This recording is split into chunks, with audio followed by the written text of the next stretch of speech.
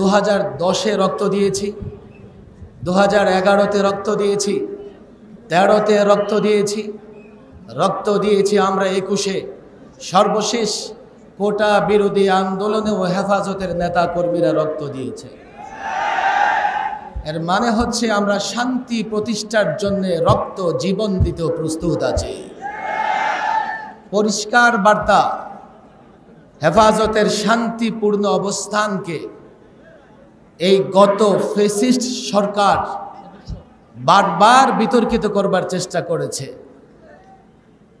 বর্তমান যারা আছেন, আপনারা এসছেন ছাত্র জনতা এবং সিপাহী জনতার বিপ্লবের মাধ্যমে যেই সরকার গঠিত হয়েছে, হেফাজতে ইসলাম সম্পর্কে তাদের প্রত্যেকের স্বচ্ছ ধারণা থাকতে হবে।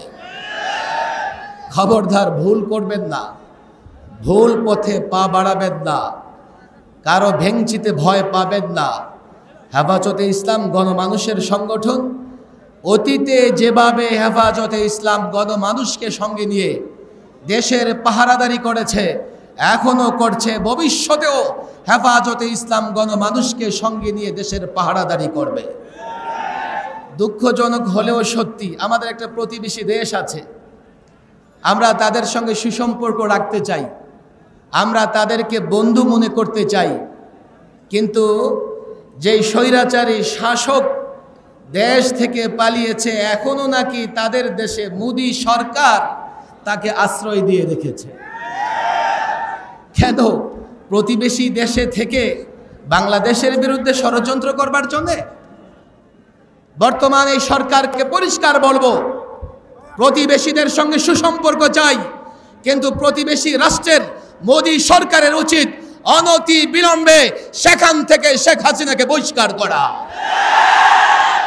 আর নাস্তিক মুরতাদদের উদ্দেশ্যে হেফাজতের পরিষ্কার বার্তা, আমরা দেশের পক্ষে, ইসলামের পক্ষে, শান্তির পক্ষে। মিডিয়াকে বলবো, নাস্তিক মিডিয়াকে বলবো, নাস্তিক ব্যক্তিত্বকে বলবো, হেফাজতের বিরুদ্ধে কলম ধরবার আগে পরিষ্কার ঘোষণা, আমরা দেশকে দ্বিতীয়বার স্বাধীন করেছি। স্বাধীন রাষ্ট্রে প্রভুদের গোলামি করে কোনো মিডিয়াও চলতে পারবে না।